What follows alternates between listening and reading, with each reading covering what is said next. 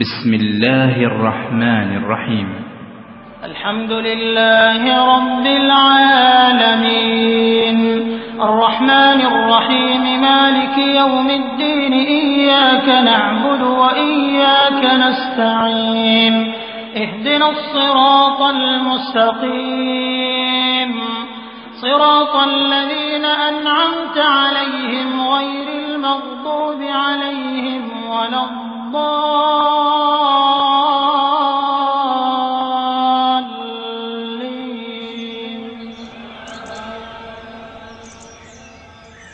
A'ouzou billahi minash shaitani rajim. Bismillahir rahmanir rahim.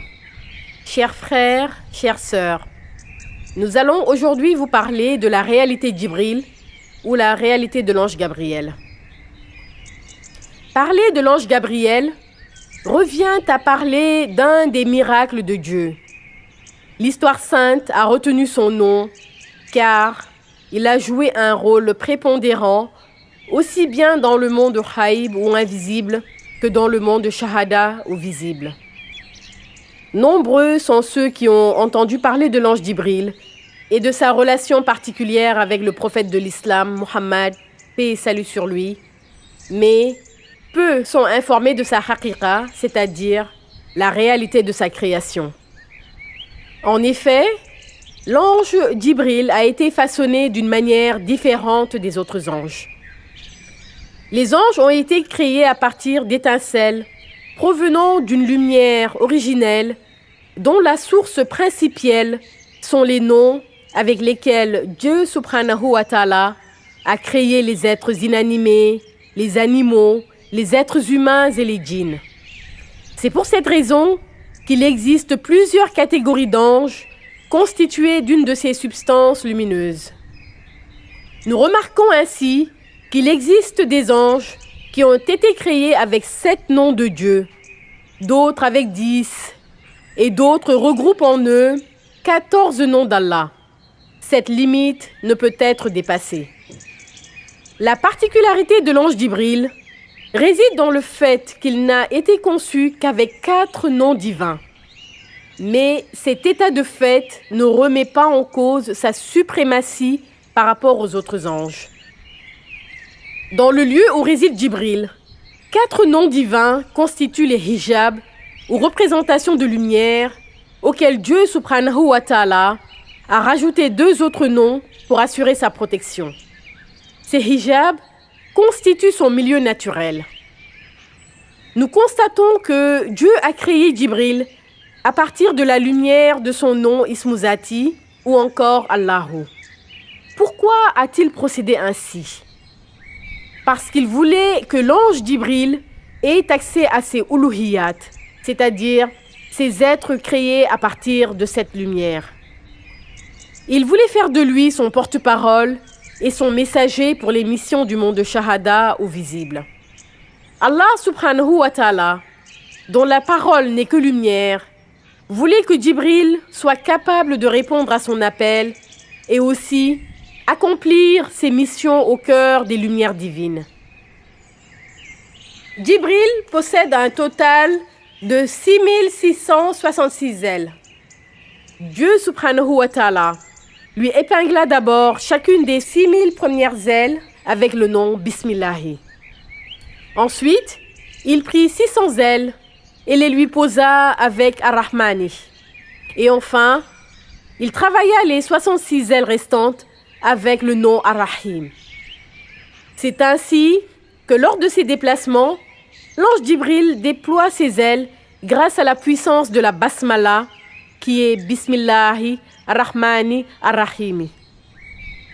À cet instant précis, toute la lumière de Allahu scintille en lui. Lorsqu'il n'est pas en mission, l'ange Jibril se tient debout 24 heures sur 24 sur un tapis de lumière entièrement conçu avec le nom Al-Latif. La porte se trouvant en face de lui et qu'il franchit lors de ses sorties est façonnée avec le nom Al-Haqq. L'espace dans lequel il évolue est clôturé sur la droite par le nom Al-Zahir, à sa gauche par le nom Al-Batin, derrière lui Al-Akhir et au-dessus de lui le nom divin Al-Awwal. Ce sont ces noms de Dieu qui entourent l'ange Djibril depuis sa création.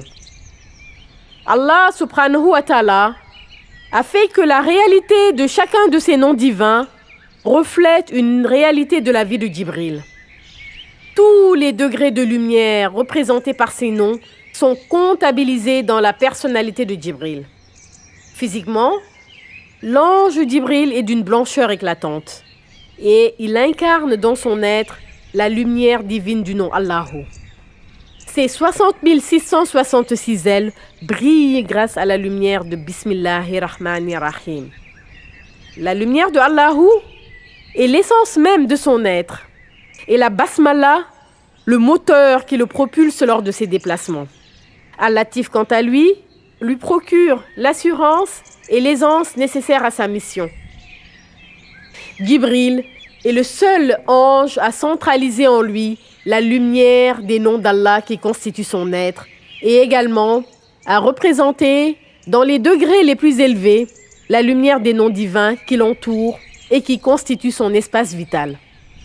Nous tenons à signaler que le choix des noms divins par Allah concernant l'ange Djibril n'est pas anodin. Chacun des noms incarnés par Djibril a une résonance dans la haqiqa. Pourquoi Allahu est-il le fondement de son être? Tout simplement parce que Dieu subhanahu wa ta'ala, en tant qu'uluhiyat suprême ou essence divine, souhaitait que Djibril puisse entendre sa parole lorsqu'il donnerait un ordre à exécuter.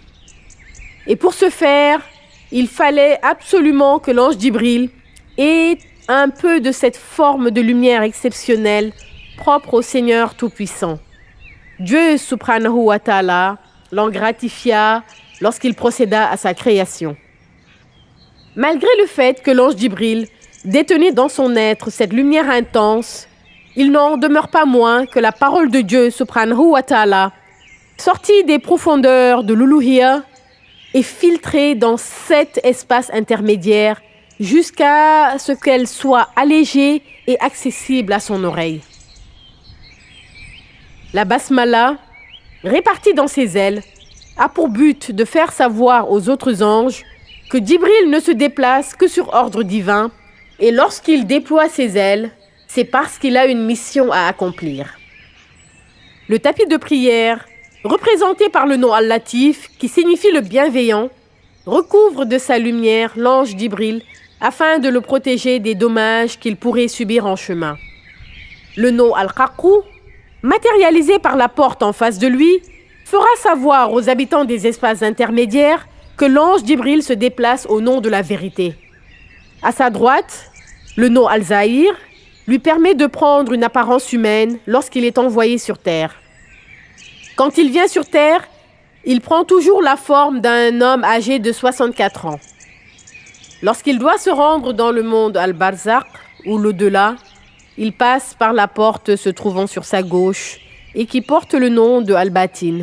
Là aussi, son apparence change, sa forme diminue, de telle sorte qu'il puisse accomplir sa mission sans pour autant déranger ou blesser les morts qui reposent dans cet endroit.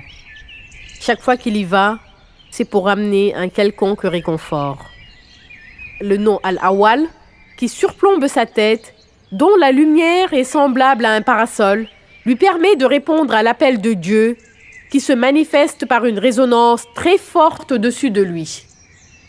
Il ne peut entendre distinctement la parole divine que lorsqu'il fait passer sa tête à travers ce parasol de lumière. La porte Al-Ahir, qui se trouve derrière lui, n'a encore jamais été utilisée. Elle servira lors de sa dernière mission sur terre. Il viendra trouver le prophète Isa ibn Maryam pour les dernières recommandations au moment de la mort de l'imam Mahdi et plus jamais il ne reviendra sur terre. Organisation de la vie de Djibril. Si l'on considère notre espace-temps de 24 heures, nous pouvons dire que le matin, il débute son zikr à 6 heures et ce, jusqu'à minuit. Il reprend aussitôt de minuit à 6 heures du matin. Aucun répit ne lui est accordé, sauf bien sûr s'il a une mission à accomplir. Les premières heures du zikr, c'est-à-dire de 6 heures du matin à minuit, sont consacrés à la récitation de la Fatihatul Kitab et les lumières des différentes portes qui l'encerclent tournoient autour de lui et forment une sorte de tourbillon. Il se tient debout sans bouger pour faire ce zikr. À minuit, il se prosterne sur le tapis de lumière, les ailes déposées sur le sol, et commence à réciter la sourate Ikhlas sans s'arrêter jusqu'à 6 heures du matin. La disposition des portes qui entourent l'emplacement de l'ange Gabriel. Le zikr de la sourate Al-Fatiha en position debout. Le zikr de la sourate Al-Ikhlas en étant prosterné. Le déploiement de ses ailes avec la basmala. Le scintillement de son être grâce au nom Allahu font que l'ange Gabriel est au cœur du discours divin. L'ange Gabriel entend tout. Il entend les prophètes s'exprimer et aussi les autres anges faire leur zikr. Ainsi s'explique la réalité de l'ange Jibril qui se présente comme tel dans la Haqiqa. Toutes ces informations et ces révélations sont issues de l'enseignement de notre maître et guide, le Qutbul Aqtab al Kabir. Assalamu alaikum wa rahmatullahi ta'ala wa barakatuhu.